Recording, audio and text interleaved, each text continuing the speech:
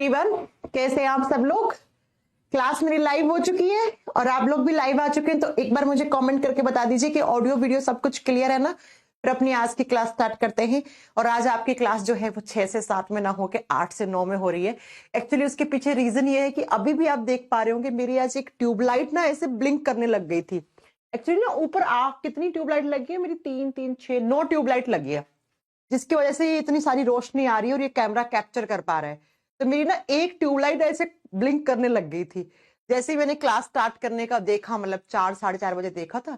अब फिर उसमें ब्लिंक करने की वजह से ना फिर पूरी क्लास हो ही नहीं पाती, सारी क्लास में ऐसे ऐसे ब्लिंक करती तो आप लोग अच्छे से नहीं पढ़ पाते। इसलिए फिर मैंने इलेक्ट्रिशियन बुक करा और फिर इलेक्ट्रिशियन अभी आया था 7 साढ़े 7 बजे। तो मैंने कहा क्लास करते हैं। और हाँ, मैंने आप लोगों को बोला था ना कि मैं मंडे ट्यूसडे वेडनेसडे क्लास नहीं लूंगी, वो मेरा एग्जाम ही पोस्टपोन्ड हो गया। मेरा एग्जाम जनवरी के लास्ट में चला गया, इसलिए मैं फिर वो एग्जाम देने भी नहीं गई, इसलिए आपके संडे को क्लास नहीं हो पाई। अदरवाइज मैं संडे को क्लास लेती ना। तो बच्चों, अब मैं सिर्फ कल कल की छुट्टी करूंगी, कल आपकी छुट्टी करूंगी मैं, परसों आपकी क्लास वापस अपने शेड्यूल पे लग जाएंगी, ठीक है। तो संडे को कोई क्लास नहीं हुई थी, उसका रीजन यही है कि मैंने कोई छुट्टी नहीं करी। मैं पेपर मेरा पोस्टपोन्ड हो गया, वो पेपर मैं अब जनवरी लास्ट में देने जाऊंगी, तो अभी तो बहुत टाइम है उसमें। और दूसरी बात, आज क्लास की टाइमिंग इसलिए चेंज हुई है, ट्यूबलाइट अभी भी हल्का हल्का ब्लिंक कर रही है। पता नहीं इलेक्ट्रिशियन कैसे ठीक करके गया कि वो अभी तक प्रॉपर ठीक हो नहीं पाई है, मुझे इसे करवाना पड़ेगा ठीक ना। चलो फिर स्टार्ट करते हैं अपनी आज की क्लास। हम लास्ट क्लास में पढ़ रहे थे ह्यूमन ब्लड। हाँ जी, गुड इवनिंग तुलसी, सुनील, पंकज, राहुल, उसके बाद है सुनील लांबा है और सुशीला है, पंकज भी है। ठीक है भाई, गुड इवनिंग गुड इवनिंग, सबका नाम ले लिए, जितने नाम दिखे उतने ले लिए। पवन जी गुड इवनिंग। हम स्टार्ट करते हैं अपनी आज की क्लास। हम लास्ट क्लास में ह्यूमन ब्लड यानी कि मनुष्य के रक्त के बारे में पढ़ रहे थे। मैं आज फर्स्ट टाइम लाइव क्लास ले रहा हूं, तो शुभम मैं ये उम्मीद कर सकती हूँ कि आपने पूछे की सारी क्लासेस देख ली होंगी, तभी आज आप लाइव करने आए हैं। अगर सारी देख ली है तो आज की अच्छे से क्लास आपको समझ में आएगी। चंद्रभान हाय, शाह शाह, ओके, पवन, मनोज, पंकज, रोहन, बादल। चलो स्टार्ट करते हैं अपनी आज की क्लास। अब इतने ही कमेंट पढ़ेंगे ना, अब हम लास्ट में क्लास के लास्ट में 5 मिनट आपसे बात करेंगे। बच्चों, हम लास्ट क्लास में ह्यूमन ब्लड यानी कि हमारे खून के बारे में पढ़ रहे थे। हमारे ब्लड में पहला हमने प्लाज्मा पढ़ा, दूसरा हमने आरबीसी पढ़ा, फिर हमने लास्ट क्लास में हमने क्या पढ़ा था, तो आप बताओगे बच्चा। लास्ट क्लास में हमने पढ़ा था डब्ल्यूबीसी के बारे में। डब्ल्यूबीसी बोले तो व्हाइट ब्लड सेल, सफेद रक्त कोशिका। और डब्ल्यूबीसी क्या करती है, मैंने सारी क्लास में लास्ट क्लास में सारी बातें आपको पढ़ानी थी, है ना। देखो कितना कुछ पढ़ लिया था। मैम बताना था आपको, क्या बताना है आपको। कल नहीं हुई, संडे को क्लास नहीं हुई। मैंने कहा ना सुनील बेटा, संडे को क्लास इसलिए नहीं हुई क्योंकि मैंने छुट्टी नहीं करी। मंडे ट्यूसडे वेडनेसडे मेरा एग्जाम पोस्टपोन्ड हो गया, 3 दिन पहले ही पता लगा मुझे एग्जाम पोस्टपोन्ड हो चुका है। वो पीएचडी का एग्जामिनेशन ही चलते रहते हैं, हर 6 महीने में होते रहते हैं, तो वो जनवरी लास्ट में होगा, इसलिए मैंने वो नहीं कराई, ठीक है। चलो, अब पता नहीं एक कह रहे हैं कि मुझे आपको कुछ बताना है, आप बाद में बताना। आपके पास मेरा नंबर भी है ना, अल्टरनेट वाला नंबर, उस पर बता देना कोई डाउट वगैरह हो तो कुछ, है ना, पूरी बातें। चलो अब हम स्टार्ट करते हैं। हमने पढ़ा डब्ल्यूबीसी क्या होती है, कहां बनती है, उनका काम क्या होता है। उसके बाद हमने पढ़ा था कि डब्ल्यूबीसी जो होती है वो हमारे बॉडी में इम्यूनिटी बढ़ाने का काम करती है। इम्यूनिटी का मतलब होता है रोगों से लड़ने की प्रतिरोधक क्षमता बढ़ाने का काम करती है।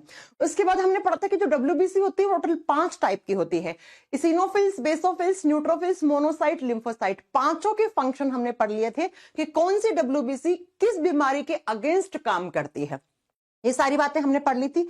अब थोड़ी सी बात डब्ल्यूबीसी के बारे में जानना रह गई थी, तो जरा जान लेते हैं। क्या क्या बात जान लेते हैं बच्चा।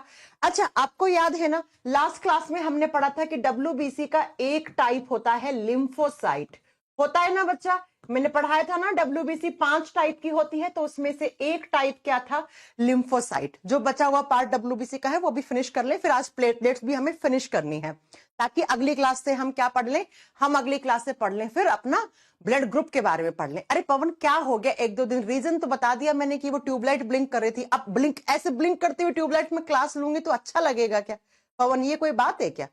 मैम टाइम क्यों चेंज करेंगे, तो टाइम इसलिए चेंज कर दिया, 6 बजे क्लास, 5 साढ़े 4 5 बजे वो ट्यूबलाइट ब्लिंक कर रही थी ऐसे, और फिर इतनी देर में कौन इलेक्ट्रिशियन आ जाता है भैया, टाइम लेता है। पर समझ रहे हो, मेरे घर का तो कोई इलेक्ट्रिशियन है नहीं, उसको आने में भी टाइम लगा, ठीक करने में टाइम लगा, इसलिए थोड़ा सा क्लास लेट करवा दिया। ओफो, से अच्छा क्लास ले रही हूं मैं, इसमें भी आपको प्रॉब्लम है पवन, है कुछ बच्चे तो सच में ही ऐसे होते हैं कि बस टीचर को कुछ भी बोल लो, टीचर सुनने के लिए ही बना है। ऑफलाइन बहुत अच्छा होता है क्लासेस, ऑफलाइन में बच्चों को पढ़ाते हैं, नीट वाले बच्चों को भगवान से कम इज्जत नहीं देते वो, उन्हें लगता है बस मैं भगवान है वो। लेकिन ऑनलाइन वाले बच्चे कोई इज्जत नहीं देते टीचर को। एक कह रहा है का अपनी मर्जी से टाइम चेंज कर देते हो। एक दिन टाइम चेंज हो गया तो क्या हो गया, 15-20 दिन तो हो ही गए होंगे आपके बैच को स्टार्ट हुए, है ना? तो क्या हो गया? अगर वो भी एक जेन्युइन सी प्रॉब्लम थी कि भैया वो ट्यूबलाइट ऐसे ब्लिंक कर रही थी, क्या करती वो, उसके अंदर क्लास ले लेती तो आप ही कहते मैम ये क्या है, भूतिया लग रहा है, एकदम ऐसा लगता आपको पक पक पक ऐसी हो रही थी। चलो सुनो, मैंने कहा कि डब्ल्यूबीसी होती है वो 5 टाइप की होती है। 5 में एक हमने पढ़ा लिम्फोसाइट। ये जो लिम्फोसाइट होती है ना बच्चा, ये लिम्फोसाइट 2 टाइप की होती है, एक होती है बी लिम्फोसाइट और एक होती है टी लिम्फोसाइट। जो मुझे पढ़ाना था थोड़ी सी बात वो यहां जान लो। एक होती है बी लिम्फोसाइट और एक होती है टी लिम्फोसाइट। जब बात करते हैं ना बच्चा टी लिम्फोसाइट की, यहां से क्वेश्चन आता है, क्या आता है? लास्ट क्लास में मैंने बताया था कि जब कभी किसी इंसान को एचआईवी एड्स हो जाता है, अभी भूल जाओ एचआईवी क्या है, एड्स क्या है, अभी जब तब सुनो, क्योंकि हम एचआईवी एड्स के लिए एक सेपरेट 1 घंटे की क्लास लगेगी इसको पढ़ाने के लिए। लेकिन अभी हम मुद्दे से नहीं भटकेंगे, अभी अपना चैप्टर पढ़ेंगे, बाद में मैं आपको एचआईवी एड्स की 1 घंटे की क्लास पढ़ाऊंगी, क्योंकि बीमारी बड़ी है, इसको पढ़ाने में पूरा टाइम लगता है ना बच्चा?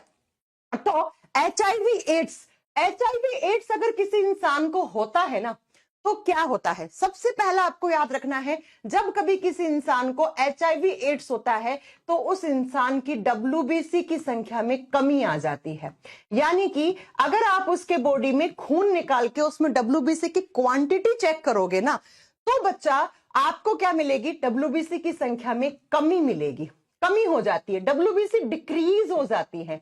अब बच्चों एक बात ध्यान से सुनना, मैंने कहा है जिस इंसान को एचआईवी एड्स होता है ना, क्या होता है एचआईवी एड्स सब भूल जाओ, अभी जितना मैम करी सिर्फ बस इतना सुनो, ठीक है? मैंने कहा कि जब एचआईवी एड्स किसी को होता है तो उसके बॉडी में डब्ल्यूबीसी की संख्या में कमी आ जाती है। ये स्टेटमेंट बिल्कुल सही है। अब इसका उल्टा कभी मत कर देना कि किसी इंसान के बॉडी में डब्ल्यूबीसी की संख्या में कमी है तो उसको एचआईवी एड्स हो गया। नहीं नहीं, आपने सुना ना डेंगू मलेरिया होता है तो प्लेटलेट्स डिक्रीज हो जाती हैं। कभी ये नहीं सुना है कि प्लेटलेट्स डिक्रीज होने से डेंगू हो जाता है, नहीं ना? तो 2 अलग अलग बातें। इस स्टेटमेंट में क्वेश्चन यूपीएससी ने पूछा हुआ, इसलिए मैं आपको इतना एक्सप्लेन करके बता रही हूं। तो बच्चा जब कभी किसी इंसान को एचआईवी एड्स हुआ, उसके बॉडी में डब्ल्यूबीसी की संख्या में कमी आ जाती है, डब्ल्यूबीसी कम हो जाती है। अब मैं आपको बताती हूं कौन से टाइप की डब्ल्यूबीसी सबसे कम होती है। सबसे कम हो जाती है टी लिम्फोसाइट। टी का मतलब होता है यहाँ पे टारगेट, जो टारगेट पार्ट पे जाके अटैक करती है। अब टारगेट क्या होता है? इन्फेक्शन होता है। तो बच्चों अगर आपसे पूछ रहे ना कि एचआईवी एड्स के समय डब्ल्यूबीसी तो कम होती है, सबको पता ही है बात, तभी तो उस इंसान का इम्यून सिस्टम कमजोर हो जाता है ना? और धीरे धीरे धीरे इतना कमजोर हो जाता है कि फिर वो खत्म ही हो जाता है। तो बच्चों लेकिन ये पूछ ले कि कौन से टाइप के डब्ल्यूबीसी कम हो जाती है, तब आपको याद रखना है T lymphocyte, T for target lymphocyte, जो टारगेट के ऊपर जाके अटैक करती हैं। टारगेट बोले तो जो बाहर से इंफेक्शन आया है उसके ऊपर जाके उसे मार गिराती है। तो बच्चा ये दोनों पॉइंट अच्छे से नोट डाउन कर लेना। अब एचआईवी एड्स एक सेपरेट चैप्टर है, 1 घंटा लगेगा उसे पढ़ने में। क्यों होता है, कैसे होता है, वो तब समझ में आएगा। आप चलते हैं नेक्स्ट पॉइंट में, जो आपका डब्ल्यूबीसी वाला पार्ट बचा है उसकी जरा बात कर ले। अगर आपके बॉडी में डब्ल्यूबीसी की क्वांटिटी कम हो जाए, डब्ल्यूबीसी की जो क्वांटिटी है, क्वांटिटी मैंने लास्ट क्लास में लिखवा दी थी, वो क्या हो जाए? वो डिक्रीज हो जाए, तो इस स्टेज को नाम क्या दिया जाता है? जैसे हमने लास्ट क्लास में पढ़ा था, अगर आरबीसी कम हो जाती है तो उस स्टेज को हम अनेमिया कह देते हैं, अगर आरबीसी ज्यादा होती है तो उसको हम पॉलीसाइथेमिया कह देते हैं। तो ऐसे ही अगर डब्ल्यूबीसी की जो क्वांटिटी होनी चाहिए उससे कम आ जाए कभी, तो उस स्टेज को हम नाम देते हैं ल्यूकोपीनिया। ल्यूकोपीनिया वो स्टेज होती है बच्चा जब कभी किसी इंसान के बॉडी में डब्ल्यूबीसी की संख्या कम रहती है। अब आप खुद सोचो, अगर किसी की डब्ल्यूबीसी की संख्या में कमी है, उसका मतलब उसका क्या है? इम्यून सिस्टम कमजोर है। तो ऐसे लोगों की इस स्टेज को हम ल्यूकोपीनिया कहते हैं। अब आप बोलोगे मैम ल्यूकोपीनिया में क्या हो जाता है? भाई सामने वाले इंसान का इम्यून सिस्टम ही कमजोर है, बाहर से कोई भी इंफेक्शन आ सकता है और कोई बीमारी हो सकती है उसको। जब मेरा इम्यून सिस्टम ही कमजोर है, मेरे अंदर जो मेरा डिफेंस मैकेनिज्म है वो अच्छे से काम नहीं कर रहा है, मेरी डब्ल्यूबीसी सही से काम नहीं कर रही है, तो बाहर से कोई भी आ जाए, चाहे बैक्टीरिया आ जाए वो भी मेरे बॉडी में अटैक कर देगा, कोई वायरस आ जाए वो भी बीमारी कर देगा। इसका मतलब मैम ऐसे लोगों की इम्यूनिटी क्या रहती है, ऐसे लोगों की इम्यूनिटी लो रहती है, इनकी रोगों से लड़ने की प्रतिरोधक क्षमता कम रहती है। और इस स्टेज को हम क्या कहते हैं, इस स्टेज को हम नाम देते हैं leucopenia stage, leucopenia stage. Next point पे चलते हैं। हाँ जी, कोरोना वायरस वापस आ गया है, बड़ी घबराने की बात है। सुनने में तो ये आ रहा है कि 5 मौत भी हो चुकी हैं नए कोरोना वायरस का जो नया वेरिएंट आया है, 4 केरला में, 1 यूपी में डेथ भी हो चुकी है, आज ही आपने सुना होगा। अब डब्ल्यूबीसी की संख्या में बढ़ोतरी हो जाए, अगर इसकी क्वांटिटी इंक्रीज हो जाए, बहुत ज्यादा हो जाए, तब हो जाता है आपको ल्यूकेमिया, तब हो जाता है ऐसे लोगों को ल्यूकेमिया। और बच्चा ल्यूकेमिया क्या होता है, ल्यूकेमिया को हम आम भाषा में ब्लड कैंसर के नाम से जानते हैं। अब ब्लड कैंसर के नाम से तो बहुत सारे लोग जाने होंगे, सबसे ज्यादा जाने होंगे कि युवराज सिंह को ब्लड कैंसर हो गया था, है ना, फिर भी वो प्रॉपर तरीके से रिकवर नहीं हुआ था, लेकिन फिर भी खेलने आ गया था वर्ल्ड कप, है ना। अब जरा जानते हैं कि ल्यूकेमिया कैसे हो जाता है, इस पे बात करते हैं।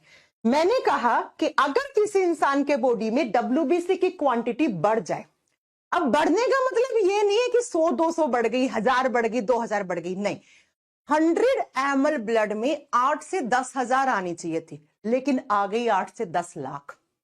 आ गई कितनी, 8 से 10 लाख आ गई। अब बच्चों 8 से 10 लाख हो आ गई, ये बताओ डब्ल्यूबीसी बनती कहां है, बनती कहां है, आप सब जानते हैं जहां खून बनता है। और खून कहां बनता है, तो खून बोन मैरो में बनता है। यहां पे बननी चाहिए थी 100 ml ब्लड में 8 से 10,000, लेकिन आ गई बच्चा, यहां पे बन गई कितनी सारी, आप बताओगे बच्चा, यहां बन गई मैम करोड़ों में बन गई। अब आपके दिमाग में क्वेश्चन आ रहा, कैसे बन गई मैम। मैंने आपको जो बायोलॉजी का इंट्रोडक्शन पढ़ाया था, मैंने बहुत अच्छे से पढ़ाया था कि एक सेल से 2 सेल बनती हैं, फिर 2 से 4, ऐसे ऐसे करके हमारे बॉडी में एक प्रोसेस चलता रहता है। उसी प्रोसेस को हम सेल डिवीजन कहते हैं, उसी को हम कोशिका विभाजन कहते हैं, है ना। जब तक आपके बॉडी में ये कोशिका विभाजन, ये सेल डिवीजन कंट्रोल्ड वे में है, कंट्रोल है, कंट्रोल का मतलब जितना बनना चाहिए उतना हो रहा है, तब तक आप ठीक हो भैया। जिस दिन ये सेल डिवीजन अनकंट्रोल्ड हो गया, अनकंट्रोल्ड का मतलब है अनियंत्रित हो गया, भैया इतना ज्यादा फास्ट सेल डिवीजन हो रहा है कि बननी चाहिए थी 8 से 10,000 और बन गई 8 से 10 लाख। अब क्या होगा, क्या होगा आप खुद सोचो। यहां पे 8 से 10 लाख बन गई, इतना अनकंट्रोल्ड सेल डिवीजन हो गया, कौन सी सेल्स में, डब्ल्यूबीसी में। हम डब्ल्यूबीसी की बात कर रहे हैं ना, तो व्हाइट ब्लड सेल्स इतनी ज्यादा बन गई, सिर्फ 8 से 10,000 चाहिए थी मुझे, बन गई 8 से 10 लाख। अब आप खुद सोचो डब्ल्यूबीसी का नेचर क्या है, लड़ाई करना। अब बच्चों ये इतनी ज्यादा बन जाएंगी, नेचर तो ये अपना भूलेंगी नहीं, नेचर कैसे भूल सकती है, इनकी जो प्रकृति है वो प्रकृति रहेगी। जनरली ये इन्फेक्शन से लड़ाई करती है, लेकिन इतना ज्यादा अनकंट्रोल्ड सेल डिवीजन हो गया कि बच्चा इतनी सारी डब्ल्यूबीसी आ गई, वो आपस में ही लड़ाई करना शुरू कर देती है, आपस में ही ब्लड सेल्स को मार गिरा देती हैं। तो ये डब्ल्यूबीसी इसको मारेगी या इसको मारेगी, ऐसे ही फिर आरबीसी को मारेंगी, प्लेटलेट्स को मारेंगी, ऐसे करके बच्चा आपके ब्लड के अंदर सेल्स धीरे धीरे धीरे क्या होने लग जाएंगी, डेड, यानी कि मरने लग जाएंगी। लड़ाई करेंगी, मर जाएंगी।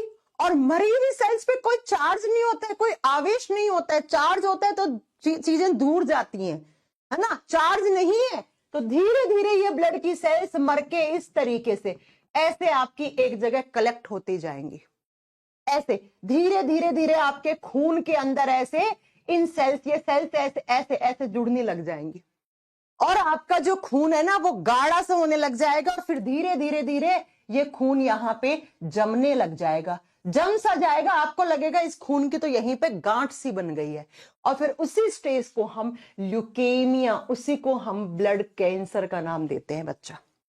ब्लड कैंसर क्या होता है? Uncontrolled cell division of WBC is known as blood cancer. ये ब्लड कैंसर की डेफिनेशन है, परिभाषा है।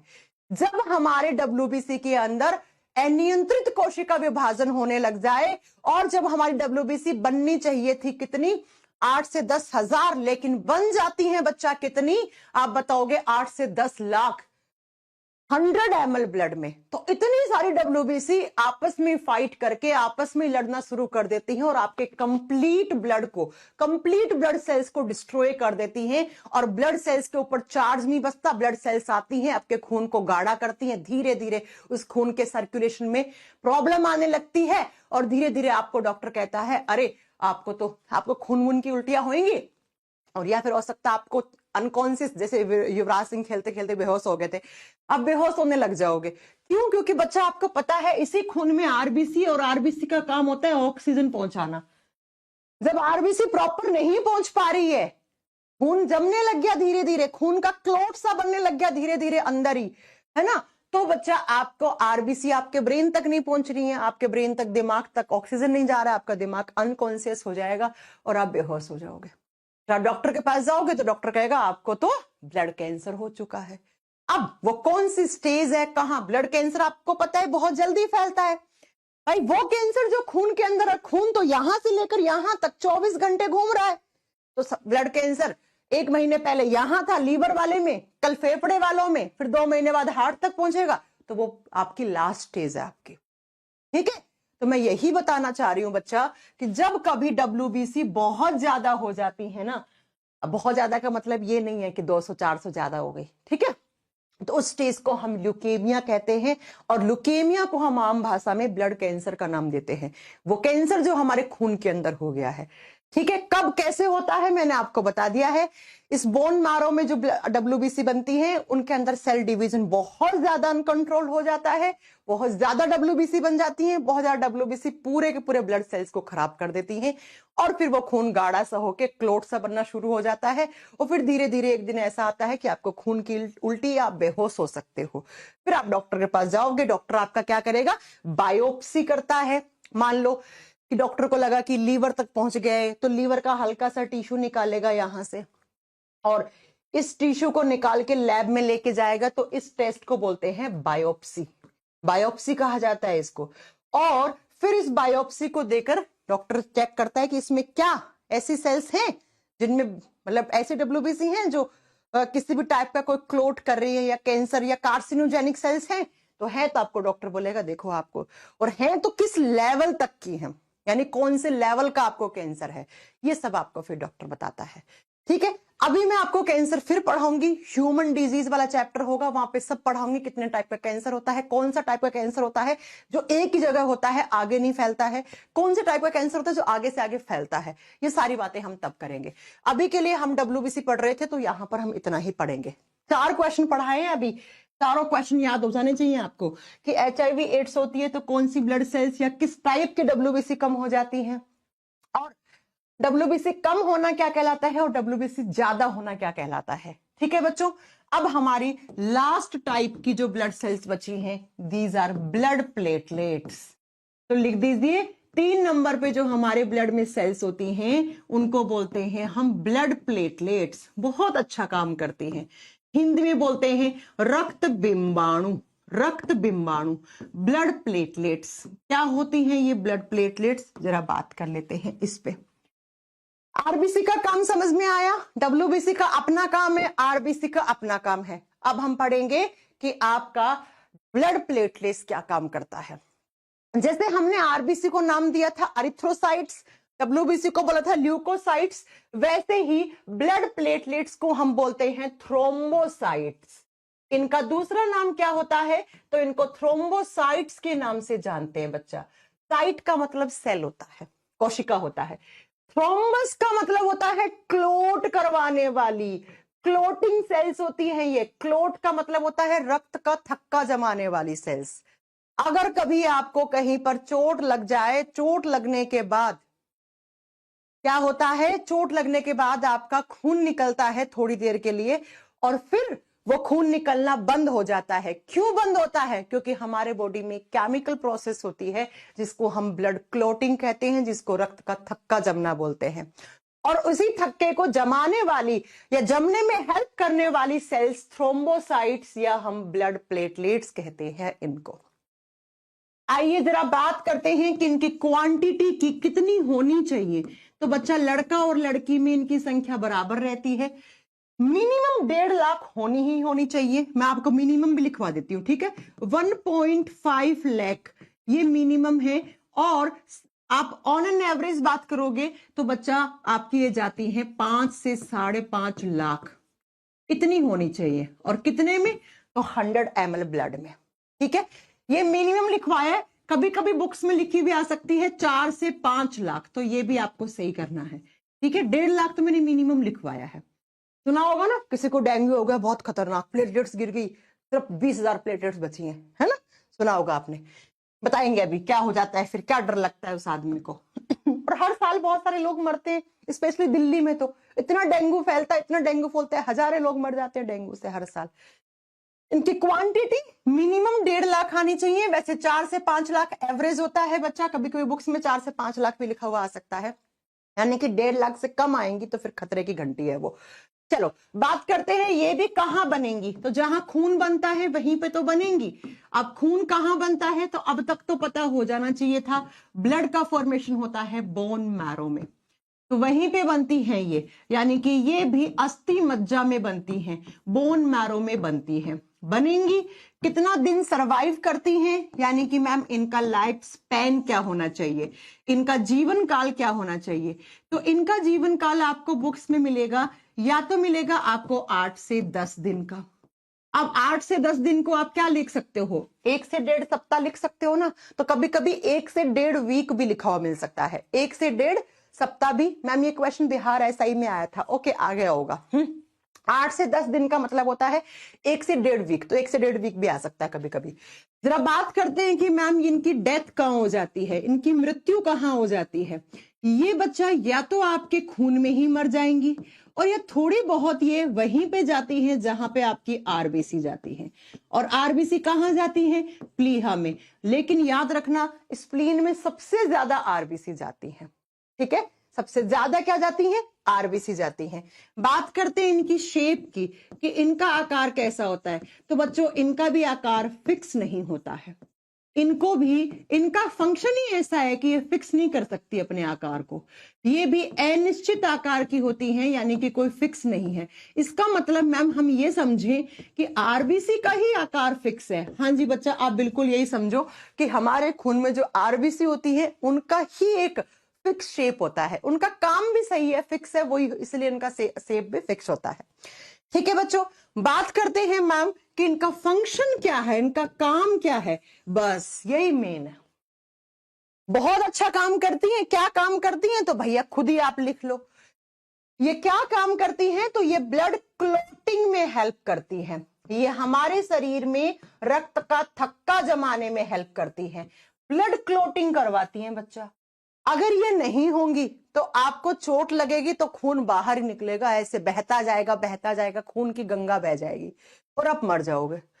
तो अच्छा ये है कि आप ये जान लो कि बढ़िया तरीके से आपके बॉडी में प्लेटलेट्स हैं, तो तब तक आपको चोट लगेगी तो थोड़ी देर के बाद आपका खून का बहाव बंद हो जाता है। तो इनका काम होता है रक्त का थक्का जमाना। अब मैम ये रक्त का थक्का जमता कैसे है, और यहां से बहुत सारे क्वेश्चन आते हैं। हमने बहुत सारे क्वेश्चन सुने होंगे ना, 3-4 तो मैं ऐसे ही बता देती हूं। ब्लड का थक्का कौन नहीं जमाता, कौन जमाता है, कौन सा प्रोटीन मेन होता है, कौन सा मिनरल चाहिए, कौन सा विटामिन चाहिए, सारे क्वेश्चन आते हैं। सब अभी 10 मिनट के बाद आपको सारी बातें समझ में आ जाएंगी। तो बच्चा, थ्रोम्बोसाइट्स वो सेल्स हैं जो हमारे बॉडी में ब्लड का क्लॉट करवाने में हेल्प करते हैं, रक्त का थक्का जमाने में हेल्प करती हैं। अब बात करेंगे हम ये ब्लड का क्लॉट बन कैसे जाता है। मैम जब कभी भी आपको चोट लगती है ना बच्चा, तो चोट लगने के बाद हमारे बॉडी में कुछ केमिकल रिएक्शंस होती हैं, कुछ रासायनिक अभिक्रिया होती हैं। आप सब जानते हैं हमारे बॉडी में एक दिन में बहुत सारी केमिकल रिएक्शन होती हैं, पढ़ाया था आपको, है ना। कितने टाइप से होती हैं वो भी इंट्रोडक्शन वाली क्लास में पढ़ा दिया था। यानी कि रक्त का थक्का जमता कैसे है। कभी आपने सोचा है कैसे खून बाहर निकल रहा होता है, फिर वो जम कैसे जाता है, तो वही हम आपको पढ़ाने जा रहे हैं। और अब थोड़ा सा टफ लगने वाला है आपको, अगले 15 मिनट तक बहुत ध्यान से सुनना, बिल्कुल कमेंट मत करना, ठीक है ना। हाँ मैं बता दूंगी बच्चा, इंजेक्शन का नाम बता दूंगी बच्चा, रोहित डोंट वरी, अभी रुक जाओ। HPV इंजेक्शन बोल दो कि लगा देगा वो। तो ब्लड क्लॉटिंग प्रोसेस होता क्या है ये जान लो बहुत अच्छे से। अगले 15 मिनट तक कोई कमेंट मत करना, क्योंकि ये यहां से बहुत सारे क्वेश्चन बनते हैं बच्चा वनडे एग्जाम में ना, कैसे लगता है। और जहां पे भी आपने थोड़ा सा भी छोड़ा ना कमेंट करने के चक्कर में, फिर वहां से समझ में नहीं आएंगी चीजें। सबसे पहले मुझे कमेंट करके ये बताओ कि हमारे बॉडी में कभी खून जमता क्यों नहीं। मैंने पढ़ाया था ना किसकी वजह से नहीं जमता, हेपेरिन की वजह से। हेपेरिन एंटी क्लॉटिंग फैक्टर माना गया है।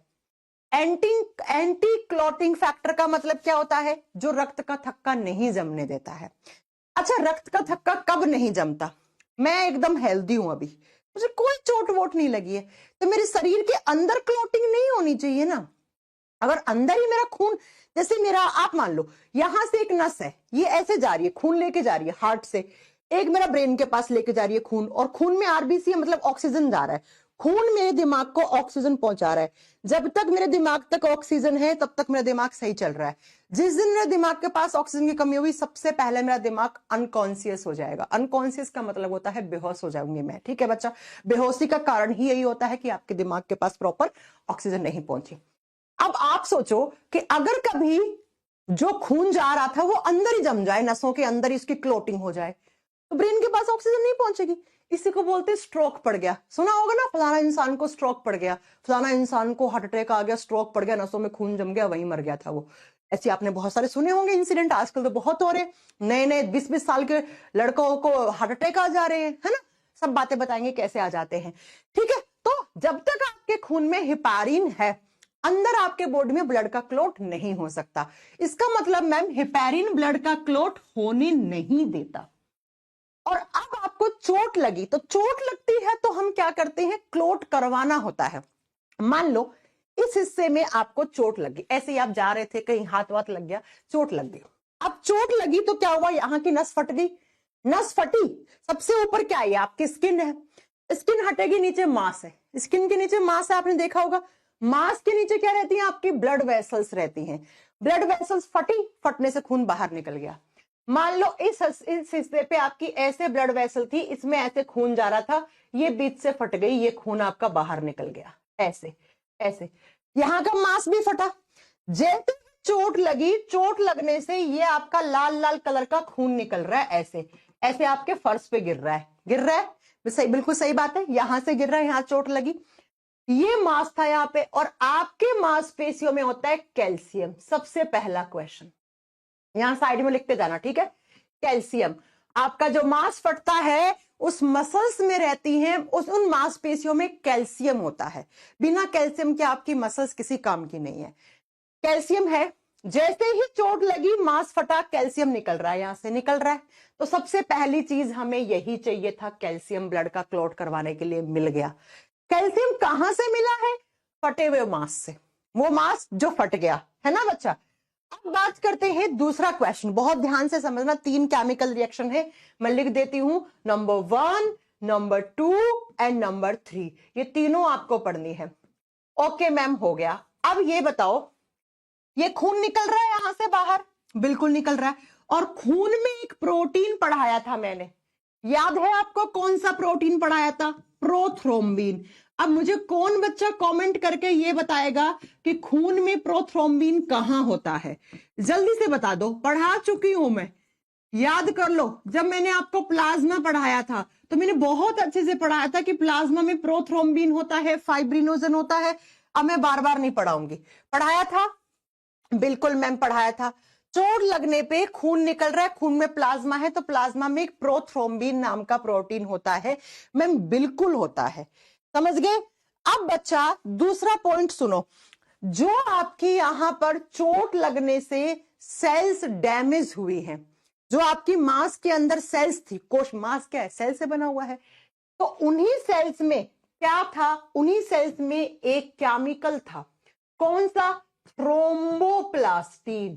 कौन सा? थ्रोम्बोप्लास्टिन। ये क्वेश्चन आते हैं कौन सा कहां से आया, हिंदी में सेम नाम है बच्चा। ये आता है आपका डैमेज्ड सेल से। डैमेज सेल्स को आप ये भी लिख सकते हो मांसपेशियों से, यानी कि मांस से आता है। एक बार फिर से सुन लो, जितना मैंने पढ़ाया है उतनी चीज। ये पहली केमिकल रिएक्शन चल रही है आपकी। चोट लगी, लगने से मांस फटा, मांस में कैल्शियम निकलेगा और मांस में एक दूसरा यहां से थ्रोम्बोप्लास्टिन नाम का केमिकल निकलेगा। ये केमिकल है बच्चा, ये रसायन है, ये केमिकल निकलेगा, ठीक है। और उसी खून के प्लाज्मा में प्रोथ्रोम्बिन होता है। तो पहला केमिकल रिएक्शन सुनो, प्रोथ्रोम्बिन के साथ जुड़ेगा थ्रोम्बोप्लास्टिन और किसकी प्रेजेंस में? कैल्शियम की प्रेजेंस में ये प्रोथ्रोम्बिन जो है ना, ये कन्वर्ट हो जाता है थ्रोम्बिन में। किसमें? थ्रोम्बिन में। हिंदी में सेम नाम है थ्रोम्बिन। और बच्चों मैंने बहुत अच्छे से आपको एक चीज ये भी पढ़ाई थी कि प्रोथ्रोम्बिन जो होता है ना, वो डीएक्टिवेटेड फॉर्म में होता है। डीएक्टिवेटेड का मतलब होता है ये है लेकिन काम नहीं कर सकता, इसे एक्टिव करवाना पड़ेगा, इसे एक्टिव करवाना पड़ेगा। तो प्रोथ्रोम्बिन की एक्टिव फॉर्म ही थ्रोम्बिन होता है। ये थ्रोम्बिन एक्टिव हो गया, ये जाग गया, ये सो रहा था, ये जाग गया, अरे भैया कहां चोट लगी, कहां चोट लगी। तो जैसे ही थ्रोम्बिन बना, इसका मतलब चोट लगी है। थ्रोम्बिन बनेगा ही तब जब आपको चोट लगेगी। ये थ्रोम्बिन सबसे पहले जाता है किसके पास? हिपैरिन के पास। और हिपैरिन को क्या कर देता है? इस हिपैरिन को डीएक्टिवेटेड कर देता है।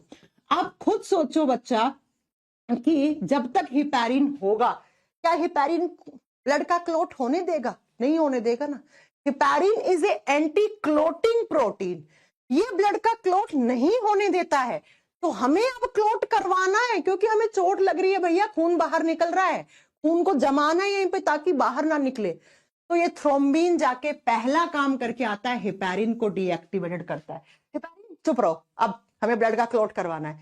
ये हिपैरिन शांत पड़ जाता है, ये कहता है ठीक है भैया करवा लो, जो करना है वो कर लो। ओके, ये पहला केमिकल रिएक्शन हो गया आपका किसका? ब्लड क्लॉटिंग का। बहुत क्वेश्चन बनेंगे, मैं आप लोगों से पूछूंगी, मैं नहीं बताऊंगी। पहला केमिकल रिएक्शन हो गया। अब दूसरा सुनो, दूसरा केमिकल रिएक्शन क्या होगा? मैंने आपको पढ़ाया था कि हमारी प्लाज्मा में एक क्या होता है, एक और क्लोटिंग प्रोटीन होता है जिसका नाम होता है फाइब्रिनोजन। हाँ जी मैम, और आपने ये भी कहा था हिंदी में हम इसको फिब्रिनोजन भी कहते हैं। Fibrinogen is the main protein for blood clotting. ये भी लाइन बोली थी ना मैंने, कहा था इसके बिना ब्लड का क्लॉट नहीं हो पाएगा। अब ये थ्रोम्बिन दूसरा काम क्या करता है? इसे थ्रोम्बिन की प्रेजेंस में, इस थ्रोम्बिन की, अब ये थ्रोम्बिन एज ए एंजाइम भी काम करेगा। पहला काम ये था, दूसरा काम ये। और ये क्या करेगा? इस फाइब्रिनोजन को तोड़ देगा फाइब्रिन की फॉर्म में। अच्छा, ये फाइब्रिन क्या है जरा ध्यान से सुनना। ये फाइब्रिन क्या है इसको मैं सुनाती हूं आपको बहुत ध्यान से। हमने बचपन में कपड़े की बॉल बनाई थी ना, बहुत सारे कपड़े लपेट के काट काट के गेंद बना ली थी और उससे खेलते थे। आपने देखा जब वो कपड़े की बॉल फट जाती थी तो उससे ऐसे ऐसे रेशे निकल जाते थे, फाइबर निकल जाते थे, है ना, निकल जाते थे ना। ठीक ऐसे ही समझो, फाइब्रिनोजन इस तरीके से एक बड़ा सा प्रोटीन है और इसमें बहुत सारे ऐसे फाइबर हैं, ऐसे रेशे हैं, ऐसे धागे हैं बहुत सारे। और जब ये फाइब्रिनोजन टूट जाता है तो फाइब्रिन में बदल जाता है। और फाइब्रिन क्या है? ऐसे धागे हैं, ऐसे बहुत सारे धागे निकल गए, ऐसे बच्चा, ऐसे ये देखो, ये बहुत सारे रेशे निकल गए, धागे निकल गए। अब ये धागे क्या करेंगे? ये धागा, तीसरी केमिकल रिएक्शन देखो, ये फाइब्रिन किसके साथ जुड़ जाएगा? आपकी ब्लड प्लेटलेट्स के साथ जुड़ जाएगा। प्लेटलेट्स का मतलब है जो आपके खून के अंदर सेल्स हैं, और उन प्लेटलेट्स को बांध देगा आपकी ब्लड की सेल्स को यहां पे इस तरीके से। देखो, ये फाइब्रिन थे, ये फाइबर है ऐसे, और ये आपकी ब्लड की सेल्स हैं, ये सेल्स हैं। दूसरे कलर से बनाते हैं, पिंक से, ये सेल्स हैं। इस तरीके से जो खून आपका बाहर निकल रहा था, ब्लड के कंपोनेंट्स बाहर निकल रहे थे, उनको यहीं पे बांध दिया, और इसी को बोलते हैं ब्लड क्लॉटिंग। इसी को कहते हैं हम ब्लड क्लोटिंग, यानी कि यही रक्त का थक्का कहलाता है। आप सोचो, खून ऐसे बाहर निकल रहा था, इसी खून को ऐसे बांध दिया यहां पे ऐसे, तो खून जम गया। और जब खून जम गया तो आप समझते हो वो खून बाहर नहीं निकलेगा। जो खून आपका ऐसे बह रहा था वो यहीं पे जम गया और पपड़ी सी आ जाती है, देखा होगा आपने जब चोट लगती है तब, है ना। तो बच्चा इसी को ब्लड का क्लोट बनना कहते हैं। जैसे बहुत सारे मोती, अगर मोतियों की माला है, माला टूट जाती है तो मोती बिखर जाते हैं, और माला को एक धागे में पो दो और उसको आप कैसे भी मोल्ड कर सकते हो। ठीक वैसे ही ये आपकी ब्लड सेल्स हैं, ऐसे बंध गई किसमें, इन रेशों में, और जिसकी वजह से यहाँ पे खून जम गया, जो खून आपका ऐसे बाहर निकल रहा था। इसी को बोलते हैं ब्लड का क्लोट हो गया, रक्त का थक्का जम गया, ब्लड क्लोटिंग हो गई है, यानी कि अब खून बाहर नहीं निकलेगा, अब खून बाहर नहीं बहेगा, जितना बहना था उतना बह गया है। अब मैं सारी बात बताऊंगी, कितना टाइम लगता है, कैसे लगता है, लेकिन एक बार फिर से रिपीट करती हूँ, फिर यहां से बनने वाले क्वेश्चंस बताती हूँ। ठीक है बच्चा, चलो क्या क्या सुनो यहां से ध्यान से। मैंने कहा, इसके बाद नहीं बताऊंगी, मैंने कहा आपको चोट लगी, हाँ जी मैम चोट लगी, चोट लगते ही मांस फटता है, मांस के नीचे ब्लड सेल्स होती है, खून बाहर निकलता है, ऐसे खून निकल रहा है, बिल्कुल। मांस फटता है, उस मांस में होता है कैल्शियम, बिल्कुल होता है। दूसरा, उसी मांस में एक केमिकल रहता है थ्रोम्बोप्लास्टिन, थ्रोम्बोप्लास्टिन। और खून के अंदर प्लाज्मा होता है, और प्लाज्मा में एक प्रोटीन होती है प्रोथ्रोम्बिन। तो क्या करता है, प्रोथ्रोम्बिन बदल जाता है थ्रोम्बिन में। क्यों बदला, क्योंकि भैया ये सोया हुआ है, ये किसी काम का नहीं है, और इसको काम में लेना है, तो थ्रोम्बिन का, इसी का काम करने वाला वर्जन थ्रोम्बिन है। थ्रोम्बिन बना, इसका मतलब कहीं चोट लगी है। अब थ्रोम्बिन आ गया, थ्रोम्बिन कहेगा कहां कहां लगी है चोट, कहां लगी है चोट, तो थ्रोम्बिन सबसे पहले जाके इस भाई साहब को डीएक्टिवेट करेगा, है ना। क्यों करेगा, क्योंकि ये क्लोट नहीं बनने देगा, ये क्लोट नहीं बनने देगा, तो इसको जाके डीएक्टिवेट कर दिया। थ्रोम्बिन का पहला फंक्शन हो गया। एग्जाम में क्वेश्चन आएगा, हिपैरिन को डीएक्टिवेट कौन करता है at the time of blood clotting, आपका आंसर क्या होगा, थ्रोम्बिन। दूसरा, इसी थ्रोम्बिन की प्रेजेंस में फाइब्रिनोजन प्रोटीन जो है ना, वो फाइब्रिन में कन्वर्ट हो जाता है। फाइब्रिनोजन इस तरीके से एक कपड़े की गेंद है, जिसमें बहुत सारे कपड़े को फाड़ फाड़ के आपने भरा था, और ये फाइब्रिनोजन टूट जाएगा तो ऐसे रेशे मिलेंगे आपको, ऐसे फाइबर मिलेंगे, और ये रेशे, ये धागे अपने साथ प्लेटलेट्स को जोड़ लेंगे, और साथ में सारी की सारी ब्लड सेल्स को बांध लेंगे यहां पे, और यही बंधा हुआ खून आपका ब्लड क्लोट कहलाता है, रक्त का थक्का जमना कहलाता है। ये 3 केमिकल रिएक्शन है। इस तरीके से आपका ब्लड का क्लोट बनता है जब कभी भी आपको चोट लगती है। अब अगर ये प्रोसेस नहीं हो रहा है तो आपका खून ऐसे बह रहा है, खून की नदियां बह जाएंगी, ऐसे मर जाओगे, सारा खून बाहर निकल जाएगा। हम कैसे मर जाएंगे, अरे भैया जब सारा खून बाहर निकल गया तो बॉडी में ऑक्सीजन तो जा नहीं रहा है, ऑक्सीजन नहीं जा रहा है तो कौन सा ऑर्गन काम कर लेगा बिना ऑक्सीजन के, मर जाओगे ना। अब देखते हैं कैसे कैसे क्वेश्चन बनते हैं यहां से। चलिए जरा क्वेश्चन की झड़ी लगाते हैं, कितने सारे क्वेश्चन बनते हैं। अच्छा बच्चों ये बताओ, केमिकल रिएक्शन जो होती हैं उनको बहुत तेज तेज करवाना है, अब ये बहुत जल्दी जल्दी करवानी है आपको, चोट लगी है तो भैया 5-7 मिनट के बाद तो क्लोटिंग करवानी पड़ेगी ना, नहीं तो फिर पता लगे आज चोट लग रही है 3 दिन बाद ब्लड का क्लोट बन रहा है, तो फिर कैसे काम चलेगा, 3 दिन में तो आदमी मर भी गया, तीये की बैठक भी हो गई उसकी, है ना। तो ये केमिकल रिएक्शन को स्पीड देनी पड़ती है। और आप जानते हैं केमिस्ट्री में एक शब्द होता है कैटलिस्ट, केमिस्ट्री में एक टर्म होता है कैटलिस्ट। कैटलिस्ट क्या करता है बच्चा, कैटलिस्ट बच्चा आपकी जो केमिकल रिएक्शंस होती हैं उनकी स्पीड को फास्ट कर देता है, फास्ट फास्ट फास्ट। एक केमिकल रिएक्शन ऐसे हो रही है धीरे धीरे, कैटलिस्ट ऐड करा, ऐसे ऐसे भागने लग जाती है। तो बच्चा यहां पर भी कुछ कैटलिस्ट यूज होते हैं, और वही आपके एग्जाम के क्वेश्चन। पहली केमिकल रिएक्शन में यहां कौन सा कैटलिस्ट यूज होता है, यानी कि इस पहली केमिकल रिएक्शन को फास्ट कौन करवाता है, आपसे ये पूछेगा। तो बच्चा इसे कौन फास्ट करवाता है आपको बताना है, एक फैक्टर होता है, जिस फैक्टर को बोलते हैं फैक्टर 9, फैक्टर 9, और हिंदी में बोलते हैं कारक, कारक। इसका फैक्टर 9 क्यों बोला, क्योंकि ये फैट से बना हुआ होता है, ये वसा से बना हुआ होता है।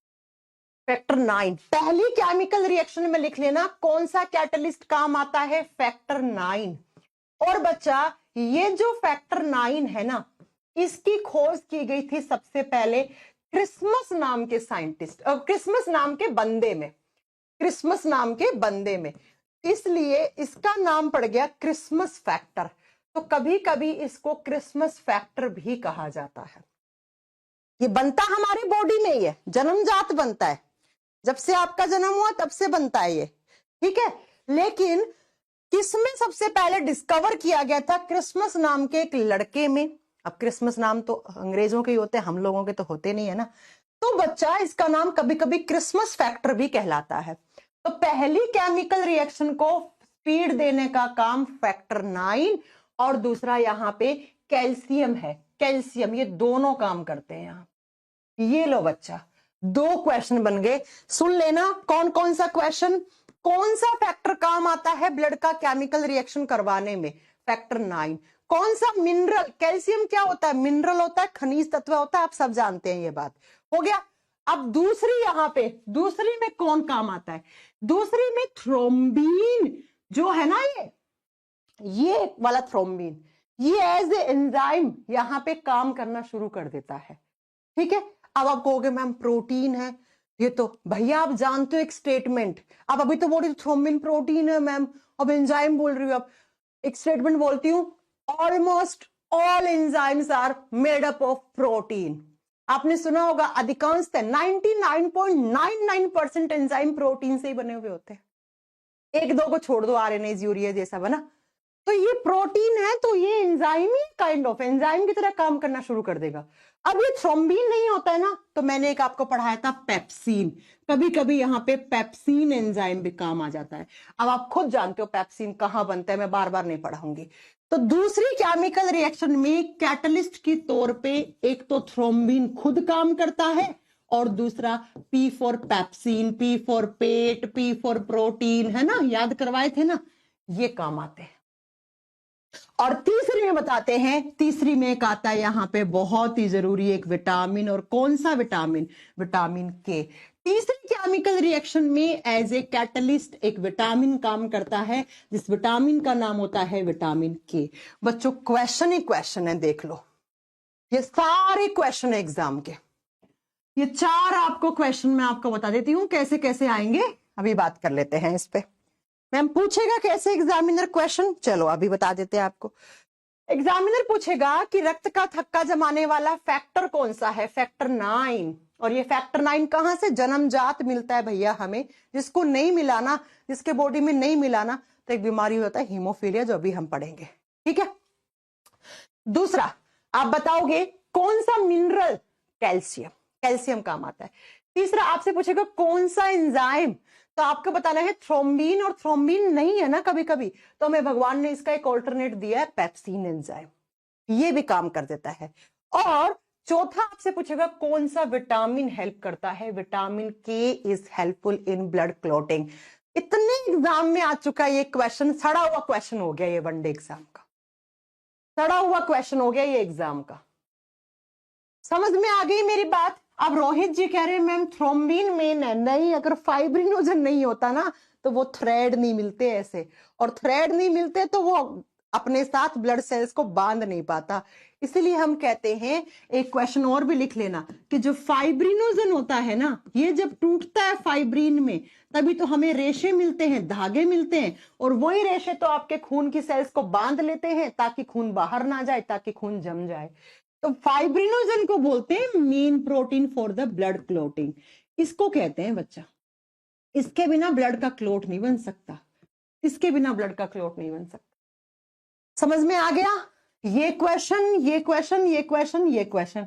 बाकी ऊपर वाले तो अगर किसी का सब्जेक्टिव एग्जाम है तो लिखनी, जैसे मेरे बायोटेक किया है मैंने, तो उसमें आता था, 3-4 सेमेस्टर में रिपीट हुआ है, ब्लड क्लॉटिंग प्रोसेस को समझाइए, ब्लड क्लॉटिंग प्रोसेस को समझाइए, तो बहुत बार समझाया था हमने, है ना, लिख के समझाया था। तो ये 3 केमिकल रिएक्शन होती है, और ये हो रही है तब तक आपके बॉडी में ब्लड का क्लोट जम रहा है। और ब्लड का क्लोट तभी जमेगा बच्चा जब आपको चोट लगी है।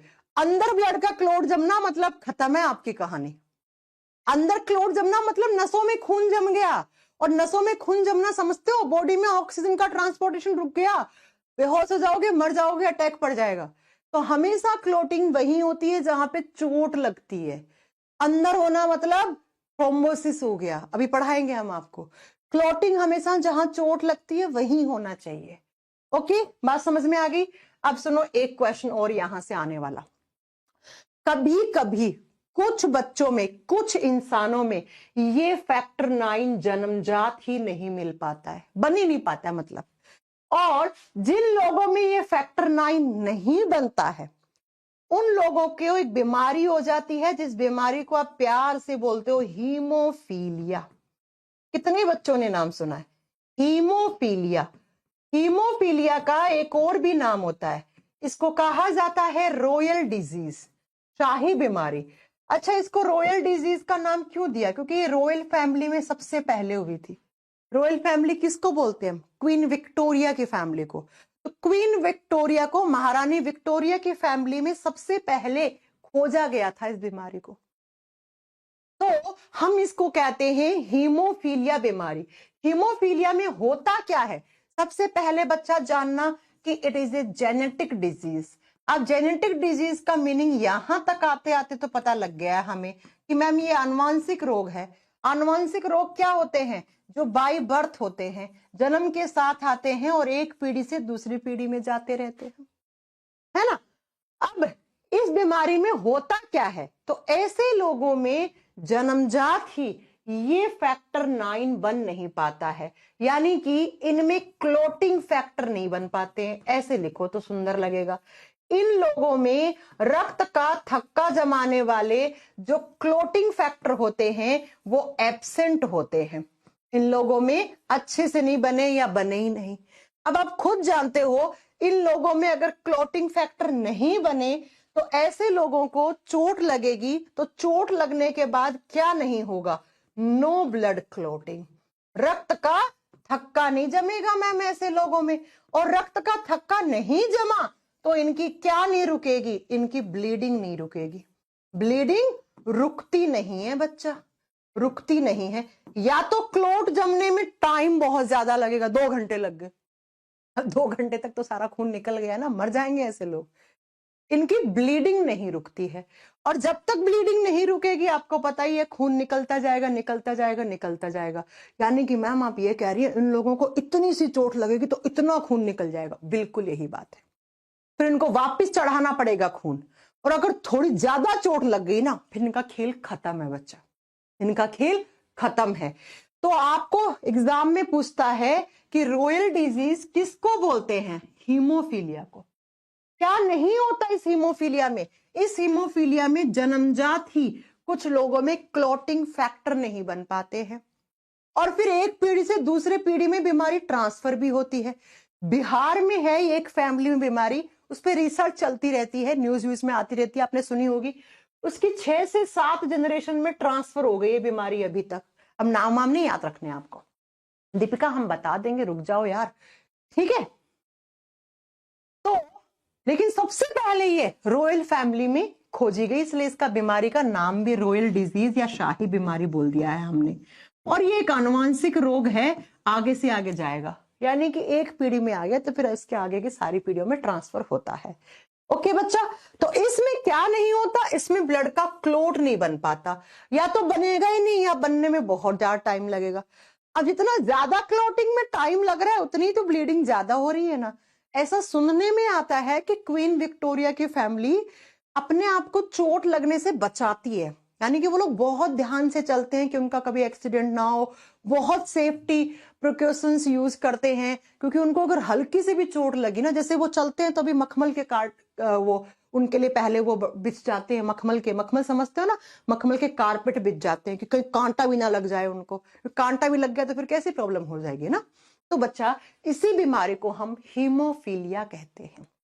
इसी को हम हीमोफीलिया डे भी आप पढ़ते होंगे करंट अफेयर में, तो वो देख लेना आप कब मनाते हैं, यानी कि उस दिन लोगों को हीमोफीलिया बीमारी के बारे में जागरूक किया जाता है। तो बच्चों, ये था आपका क्या, ब्लड क्लोटिंग का रिएक्शन कैसे कैसे होती है। अब मैं आपको बता दूं कि क्लोटिंग में टाइम कितना लगता है। आप जान के बहुत हैरान होने वाले हो, रक्त का थक्का जमने में सिर्फ 3 से 5 मिनट लग रहा है। ये सारी प्रोसेस होने में इतना ही टाइम लग रहा है बस। यानी कि 3 से 5 मिनट के बाद आपका खून बहना बंद हो जाना चाहिए, नहीं तो फिर दिक्कत है। और आप जनरली देखना, चोट लगने के बाद 3-4 मिनट के बाद खून निकलना बंद हो जाता है, क्योंकि 3-4-5 मिनट में तो ये हो जाता है। मैक्सिमम डॉक्टर कहते हैं 7-8 मिनट में बंद हो जाना चाहिए। वैसे 7-8 भी डेंजर है ना। तो बच्चा 3 से 5 मिनट में आपका ब्लड का क्लॉट बनना बंद हो जाता है, ओ सॉरी, ब्लीडिंग बंद हो जाती है, क्योंकि 3 से 5 मिनट में ये सारी प्रोसेस हो चुकी होती है आपकी बॉडी में। ये सारी, हाँ कभी कभी बुक्स में 4 से 5 मिनट टाइप कर देते हैं, तो वो भी आप लिख लेना, ठीक है। अब अगर किसी दिन क्लोटिंग अंदर हो गई, अंदर क्लोट नहीं बनना चाहिए। अंदर क्लोट का मतलब है थ्रोम्बोसिस हो गया आपको। थ्रोम्बोसिस क्या होता है, सुन लेना मेरी बात को ध्यान से। थ्रोम्बोसिस का मतलब होता है clotting inside the blood vessels, यानी कि आपके बॉडी के अंदर हो गई है क्लॉटिंग, इनसाइड द बॉडी। यानी कि क्लॉट कहां बन गया है, शरीर के अंदर बन गया। और अंदर क्लॉट बनना तो आप समझते ही हो, ब्लड सर्कुलेशन स्टॉप, आपके बॉडी में ऑक्सीजन का ट्रांसपोर्टेशन स्टॉप। यानी कि अब क्या है, अब तो बस दुआओं की जरूरत है। हाँ, अगर टाइम पे आप डॉक्टर के पास, जैसे कभी इस नस में क्लॉट बन जाता है, बहुत डेंजर होता है, ये ब्रेन की नस है, इसमें क्लॉट जम गया। एक हार्ट से निकलती है सबसे बड़ी आर्टरी, आर्टरी ब्लॉक सुना होगा, आजकल बहुत लोगों को आते हैं आर्टरी ब्लॉक हो गई यार। ब्लॉक का मतलब है इस तरीके से आर्टरी थी, इसमें ऐसे खून जा रहा था, ऐसे ऐसे ऐसे, यही जम गया ये खून, थ्रोम्बोसिस हो गया। खून आगे नहीं जा रहा, यानी कि आगे ऑक्सीजन नहीं जा रहा, ऑक्सीजन नहीं जा रहा तो फिर अटैक पड़ेगा। अब आपकी किस्मत सही है, आप डॉक्टर के पास सही टाइम पे पहुंच गए, तो डॉक्टर आपका इलाज करेगा। इलाज में देते हैं डॉक्टर स्टेरॉइड। अगर आपने सुना हो तो फलाना इंसान स्टेरॉइड पे आ गया यार। स्टेरॉइड्स होते हैं ब्लड थिनर, ब्लड को थिन करने वाले, पतला करने वाले। खून गाढ़ा होके यहां जम गया, क्लॉट का मतलब क्या है, जम गया। अब इस जमे हुए को वापस क्या करना पड़ेगा, रेत का टीला बन गया, फिर क्रेन बुलाते हो, समतल करते हो उसको। ठीक वैसे ये स्टेरॉइड्स क्या करते हैं, ये स्टेरॉइड्स ब्लड थिनर के नाम से जाने जाते हैं, खून को पतला करने वाले। ये इस खून को पिघला देंगे, पिघला के अगर सही स्टेज में हो, झेल पा रहे हो इन स्टेरॉइड को, हेल्दी हो आप लोग, हेल्दी लाइफस्टाइल यूज करते हो, ठीक है चल जाएगा। नहीं तो फिर सर्जरी वर्जरी करनी पड़ेगी, बाईपास सर्जरी वगैरह हार्ट की। ये सब हम आपको पढ़ाएंगे, तो आप लोग चिंता मत करो, सब पढ़ाएंगे हम आपको ब्लड वाले चैप्टर में। यानी कि क्लॉट अंदर नहीं बनना चाहिए, अंदर बनना मतलब थ्रोम्बोसिस हो गया भैया, ठीक है। अब मैं अगर आपको कह दूं कि आपके बॉडी में कभी प्लेटलेट्स की संख्या कम हो जाए, प्लेटलेट्स की संख्या क्या हो जाए, कम हो जाए, प्लेटलेट्स डिक्रीज हो जाए, बच्चा मैंने डिक्रीज का सिंबल लगा दिया। अगर प्लेटलेट्स डिक्रीज होगी तो क्या नहीं होगा, ब्लड का क्लॉट नहीं होगा, क्योंकि प्लेटलेट्स काम आ रही है ना ब्लड का क्लॉट करवाने में। तो लिख दो no blood clotting, no blood clotting. यानी कि मैम अगर किसी इंसान के बॉडी में प्लेटलेट्स की संख्या में कमी आ जाती है, और बेचारे की किस्मत भी इतनी खराब है कि उस समय उसको चोट वोट लग गई, तो क्या नहीं बनेगा, ब्लड का क्लॉट नहीं बनेगा। और ब्लड का क्लॉट नहीं बनेगा इसका मतलब उसकी ब्लीडिंग नहीं रुकेगी, ब्लीडिंग स्टॉप नहीं होगी, उसकी ब्लीडिंग रुकेगी नहीं। तो ऐसे लोगों का खून बाहर निकलता जाएगा, निकलता जाएगा, निकलता जाएगा। तो आप खुद सोचो, क्या ये सही है, क्या नहीं है ना सही, नहीं है ना सही। अब अगर मैं आपको बोल दूं प्लेटलेट्स ज्यादा हो गई, प्लेटलेट्स बहुत ज्यादा हो गई, तो अंदर ही क्लोटिंग हो जाएगा, थ्रोम्बोसिस होने के चांसेस बढ़ जाते। इसलिए हम कहते हैं ना कम ना ज्यादा, बैलेंस्ड रहनी चाहिए, ये बैलेंस्ड रहनी चाहिए। ओके, समझ गए। तो बच्चा ये है आपका प्लेटलेट्स के बारे में, और इसी के साथ आपके ब्लड के कंपोनेंट्स कंप्लीट हो गए। अब हम आपको नेक्स्ट क्लास, ब्लड खत्म नहीं हुआ है, अभी तो 3 क्लास और लगेंगे पढ़ाने में। अब हम स्टार्ट करेंगे ब्लड ग्रुप्स। ब्लड ग्रुप पढ़ा होगा ना, कौन किसको खून दे सकता है, कौन किससे खून ले सकता है। मैं बताऊंगी आपके सारे डाउट। पंकज जी कह रहे हैं ब्लड बैंक में खून क्यों नहीं जमता, भैया केमिकल डालने पड़ते हैं, खून को रखना भी बहुत बड़ा डेंजर टास्क है। ऐसे तो खून हर कोई अपना, हर किसी को अपनी जिंदगी प्यारी है ना, ऐसे घर पे अगर खून को हम क्योर करके रख सकते थे तो घर पे ही रख लेते ना, केमिकल डाला जाता है खून के अंदर। अब पढ़ाऊंगी मैं, डोंट वरी। तो हमारा ब्लड का एक हिस्सा आज खत्म हो गया। अब दूसरा हिस्सा हम कल की छुट्टी रहेगी, परसों से स्टार्ट करेंगे, परसों पढ़ाएंगे हम आपको 3 क्लास के बाद ब्लड फिनिश। मैं मानती हूं थोड़ा टाइम लग रहा है पढ़ाने में, क्लासेस ज्यादा लग रही हैं, लेकिन बच्चों यकीन मानो मेरा, ये chapter most most important chapter है आपका। अभी तो हार्ट शुरू भी नहीं हुआ, हार्ट भी 7-8 क्लास खाएगा आपके। मैंने आपको प्रॉमिस किया था ना जब ये बैच स्टार्ट हुआ, तब मैंने कहा था कि मैं आपको इस तरीके से पढ़ाऊंगी साइंस की, उसके बाद आपको पढ़ना नहीं पड़ेगा। तो मैं अपने वादे के अनुसार ही चल रही हूँ, है ना। अब कुछ बच्चे आते हैं क्लास में, कमेंट करके जाते हैं मैम ऐसे पढ़ाओगे तो सिलेबस कब होगा। भैया सिलेबस थोड़ी खत्म करना है, सिलेबस खत्म करने को बोलो आप, मैं 30 क्लास में कर दूंगी। खूब किया है, एसएससी वैसे की बैच है, 25-30 घंटे मिलते हैं बायो के, ज्यादा नहीं मिलते, समझ रहे हो आप। लेकिन सिलेबस खत्म करने वाली बात नहीं है ना। हम आपको ऐसा देखो, अब इतना सारा ज्ञान की प्राप्ति हो रही है, जीवन में भी तो काम आएगी ना ये आपको। जीवन तो जीना है ना, तो उसमें भी काम आएगी ना, इसलिए बच्चा।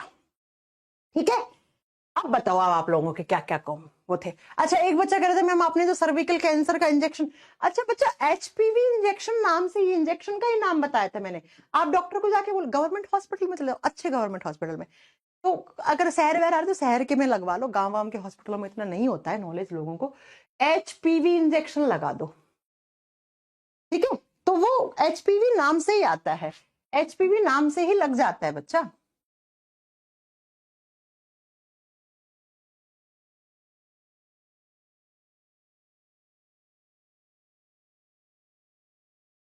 ठीक है, कोई लड़की पूछ रही थी मुझसे ना।